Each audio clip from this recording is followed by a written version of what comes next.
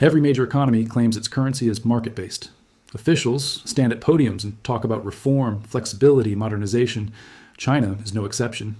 Its central bankers talk about letting the market play a decisive role, about two-way flexibility, about a more mature exchange rate regime. The yuan, they say, is guided by supply and demand. And yet, a small move of just a few decimal places in that exchange rate can make factories in Vietnam panic, traders in New York sweat, and finance ministers in Europe quietly furious. A tiny shift in a narrow band can redirect orders, rewrite balance sheets, and tilt the playing field in global trade. Because China doesn't float its currency the way you float a boat on open water. It floats it the way a surgeon wields a scalpel. This is the story of how a country turned devaluation into a precise, almost invisible tool of power. Not a dramatic overnight collapse. Not a screaming headline about a currency being slashed 30%. Instead, tiny incremental movements inside a corridor so carefully managed that each individual step looks harmless. But add those steps together, and entire industries move. The paradox is simple. How do you devalue a currency while insisting you're not devaluing it at all? China's modern currency story doesn't begin with a float. It begins with a decision to stop pretending. In the late 1980s and early 1990s, China ran a dual exchange rate system. There was an official rate, used for show and for political comfort, and a more realistic market rate used in swap centers and for certain transactions. One number lived in government documents, another number lived in the real world. By 1994, that fiction had become too costly. Foreign investors, exporters, and domestic planners needed a single anchor. Beijing unified the two rates, effectively devaluing the yuan and then locking it to the US dollar. It was simple, blunt, and incredibly powerful.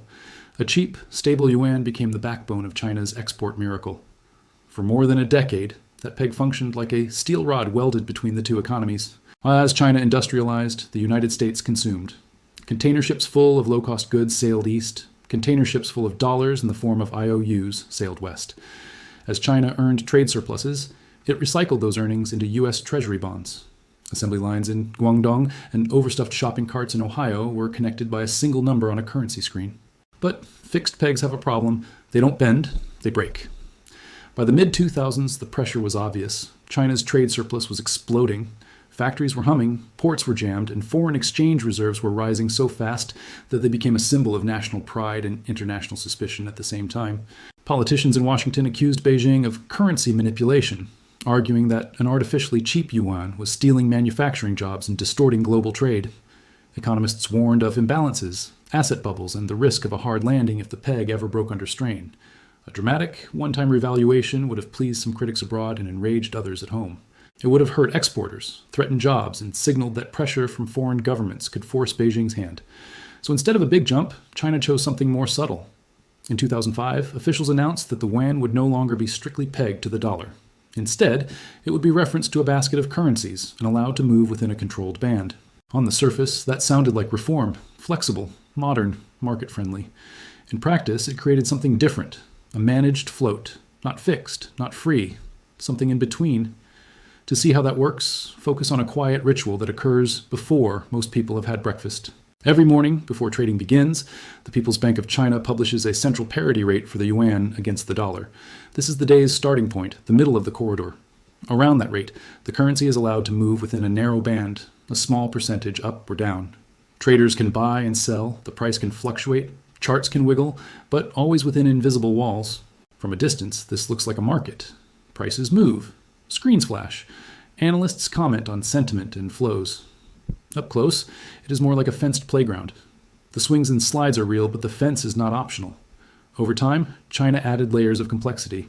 Instead of just watching the dollar, it built an index referencing a broader basket of currencies, reflecting trade with Europe, Japan, and others. It adjusted how the fixing was calculated, incorporating the previous day's closing price, changes in the basket, and what officials call counter-cyclical factors. A polite phrase for human judgment. Every one of these levers affects the value of the yuan. Everyone can be presented as technical fine-tuning, and everyone can be used to steer the currency in a chosen direction without ever holding a press conference announcing a devaluation. That is precision devaluation, not a single dramatic move, but a path. Imagine a staircase built out of millimeter steps. Stand on any individual step, and the change seems trivial. Climb the whole staircase, and you are in a different room. The world got a vivid reminder of how powerful even small steps can be in August 2015. After years of gradual Yuan appreciation and rising concern about slowing growth, rising debt, and stock market turmoil at home, Beijing adjusted the way it set the daily fixing and allowed the currency to weaken more than usual over a few days. On paper, the shift was modest. The yuan did not implode. It moved a few percent. But markets don't just respond to numbers. They respond to messages. For investors who had come to believe that China would never allow meaningful yuan weakness, the signal was shocking. Global stock markets tumbled, commodity prices fell, analysts rushed to interpret the move. Was China quietly declaring an economic emergency? Was it launching a stealth currency war to save its exporters? Was this the beginning of a larger slide? The magnitude of the move was small. The symbolic break was huge. It showed that even in a managed float, the guardians of the fence could suddenly shift the entire playground. It also revealed the fear buried under the surface. If the yuan were allowed to fall too far too fast, domestic savers might rush for the exits, trying to convert yuan into dollars gold or foreign assets before their purchasing power eroded. That tension defines the domestic role of the exchange rate. For China's economic planners, the value of the yuan is not a theoretical debate. It is a pressure valve for the entire development model. A stronger yuan makes imports cheaper. It helps households by lowering the cost of food, fuel, technology, and overseas education. It pushes local companies to become more efficient and to move up the value chain, away from low-margin, labor-intensive exports. It signals confidence, but it can also squeeze exporters that live on razor-thin margins, threaten jobs in coastal manufacturing hubs, and make it harder for heavily indebted firms to service dollar-linked liabilities. A weaker yuan does the opposite. It acts like an invisible subsidy for exporting companies, boosting competitiveness without writing a single check. It supports employment in regions where closing a factory is not just an economic decision, but a social risk. At the same time, it makes foreign travel, imported goods, and offshore investments more expensive for ordinary citizens. It can stoke inflation and aggravate international partners. Every adjustment in the fixing, every quiet instruction to a state-owned bank to buy or sell dollars is a small decision in a larger balancing act. Export jobs versus consumer purchasing power, financial stability versus corporate debt burdens, short-term growth versus long-term rebalancing. Let the yuan strengthen too far and too fast, and waves of bankruptcies ripple through the export sector, amplifying local government debt problems and property market strains. Let it weaken too sharply, and capital tries to flee. Reserves are burned defending the currency, and the story of stability that underpins the entire political bargain comes under question. The managed float exists to ride that line. It is a permanent act of triage. Beyond China's borders, the yuan is not just an internal tool. It is a piece on the global chessboard. Every time the currency edges lower against the dollar, competitors feel it. A textile producer in Bangladesh watches orders shift to cheaper Chinese rivals. A machinery manufacturer in Germany finds its quotes suddenly less attractive. A steel mill in Brazil feels undercut. In Washington, Brussels, Tokyo, and elsewhere, these shifts revive an old phrase, competitive devaluation. In the 1930s, countries slashed their exchange rates to make exports cheaper and imports more expensive, trying to grab demand from each other in a world of scarce growth. Today, no one likes to admit to that kind of tool. The preferred language is about flexibility, market forces, and orderly adjustment. China's defense is straightforward. The market sets the rate within a band. The band is gradually widened and the mechanism made more transparent. The exchange rate, officials say, reflects fundamentals. Yet fundamentals are not a static list written in stone. They are interpreted, weighted, filtered, and managed through policy. The ambition for the yuan is not limited to being a trade tool. There's a wider goal: to make it a more significant currency in global finance. More trade contracts denominated in yuan. More bonds and loans in yuan. More central banks are willing to hold yuan as part of their reserves. A currency that aspires to this status must behave in a way that others trust. It must be stable enough not to shock, and open enough that investors can move money in and out. Here lies a deeper tension. A truly global reserve currency is usually backed by an open capital account and a floating exchange rate. But an economy still wrestling with high domestic debt, state-directed credit, and politically sensitive growth targets does not easily tolerate a free-floating, market-driven currency. A fully open capital account invites waves of hot money in good times and brutal outflows in bad times. So the path chosen is a compromise. Open enough to be usable, controlled enough to be steerable.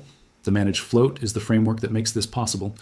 Precision devaluation becomes one of its instruments, allowing the currency to absorb shocks, help exporters, and manage downturns without manifesting as a dramatic policy admission.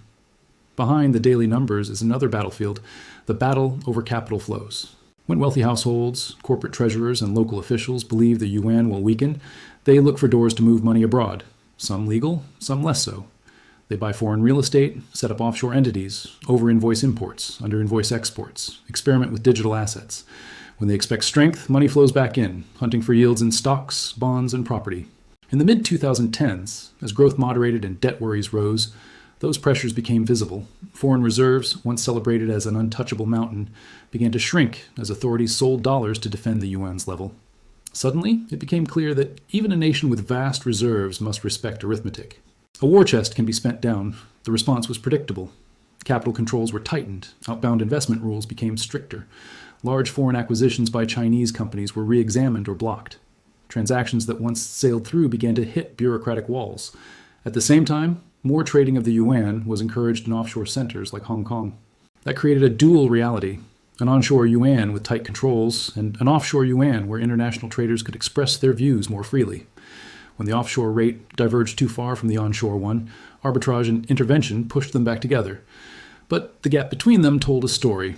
One number representing official intent, another reflecting market fear or confidence. A managed float can guide the price of a currency. It cannot fully silence expectations. Step back from all the technical details, the fixings, the baskets, the bands, and a larger historical pattern comes into view. Powerful states rarely leave the value of their money entirely to chance. Different eras have used different tools. In metallic standards, the constraint was gold or silver. When the pressure grew too great, pegs were abandoned or parity was changed. Later, big one-off devaluations became a policy tool.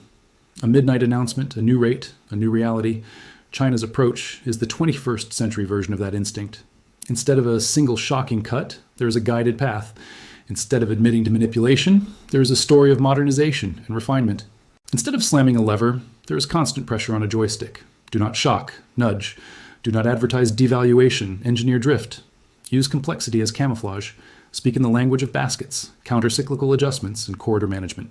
Keep individual moves small enough that each can be defended as a response to market developments, even if the long-term direction is unmistakable. From abroad, this can look like a deliberate tilt of the playing field. From within, it looks like survival in a world where a careless move in the exchange rate can topple fragile companies, frighten households, and trigger waves of speculation. Both perspectives hold pieces of the truth. All of this has real consequences. For a coastal factory that operates on a few percentage points of margin, a carefully engineered 1 or 2% change in the currency can mean the difference between winning a contract and shutting down a production line. For an importer of essential commodities, it can decide whether costs explode or remain manageable. For a family saving for education abroad, the exchange rate quietly decides how many years of income their dream will cost. For international investors, China AS managed float makes the yuan a currency that carries not just economic risk, but political risk. The exchange rate reflects not only trade balances and interest differentials, but also invisible decisions made in policy meetings. Forecasting it is not just a matter of equations. It requires reading signals, speeches, and patterns of behavior. For other governments, each move in the yuan is a reminder that exchange rates are not neutral. They are weapons, shields, stories, and mirrors. When China leans toward a weaker currency, others must decide whether to accept the loss of competitiveness, respond with their own monetary tools, or deploy tariffs and restrictions to offset the effect. The lesson is not that one country is uniquely manipulative. The lesson is that every large economy with the power to influence its currency will find ways to do so, using the language most acceptable in its time. Some lean on interest rates and quantitative easing. Some use capital controls and direct intervention. Some, like China, design a floating system with rails on both sides, then walk the currency along those rails with deliberate care. China's managed float is one of the clearest examples of this broader truth.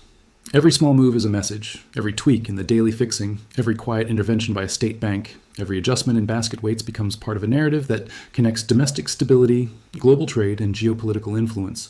So when headlines mention the yuan slipping a little, strengthening unexpectedly, or mysteriously stabilizing after a period of volatility, it is worth remembering this is not an accident.